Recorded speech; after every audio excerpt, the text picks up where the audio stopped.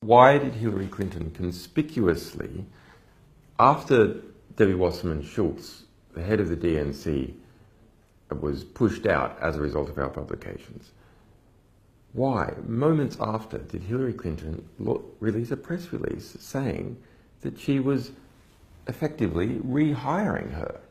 What kind of signal is that to create unity with the Bernie Sanders supporters? It is mad. Why did Hillary Clinton appoint Tim Kaine? This, it's kind of a non-entity. So go back. Hillary loses the election. He loses the primary process against Obama.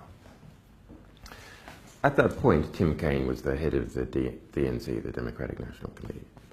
Debbie Wasserman Schultz was Hillary Clinton's campaign manager. So then some kind of deal is done whereby Debbie Wasserman Schultz becomes the head of the DNC and Tim Kaine steps down. Now, if you're Hillary and you're thinking strategically that you're going to run again in 4 years or 8 years, to have your campaign manager as head of the DNC, controller of the, if you like, the regulator who's regulating the nomination competition, is a huge strategic advantage. Okay, so now let's wind forward. The biggest demand for her going into the convention was to show prominently to Bernie Sanders supporters that they had one of their guys at the table. Bernie Sanders as vice president, one of Bernie Sanders' key allies as vice president, or something of an equivalent nature. Didn't happen. In fact, when Debbie Wasserman Schultz was pushed to resign, within hours, Hillary Clinton put out a statement saying that she was taking Debbie Wasserman Schultz to be the honorary head of her campaign and would be her surrogate and is her friend and would be used throughout the campaign. What kind of signal is that? When the person has been found to be acting corruptly, acting against Bernie Sanders, and you're trying to create unity, to conspicuously display that. She could have waited a week. So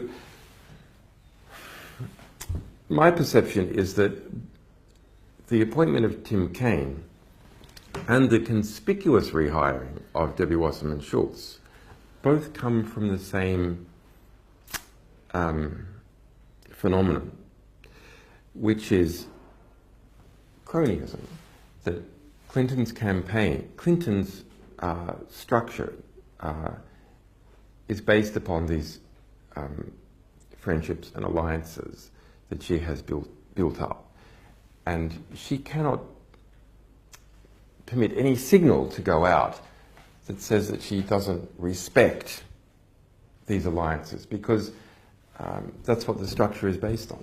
She would be endangered by breaking relations with those Exactly. forces. If she, for example, if she didn't pick Tim Kaine, and there was a deal done 8 years ago for Tim Kaine to resign and put in Debbie Wasserman Schultz for strategic purposes, and then she doesn't give Tim Kaine whatever he was promised, perhaps the vice presidency, then of course she'll pay a price.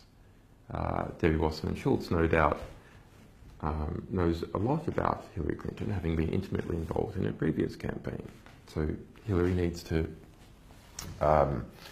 keep her close.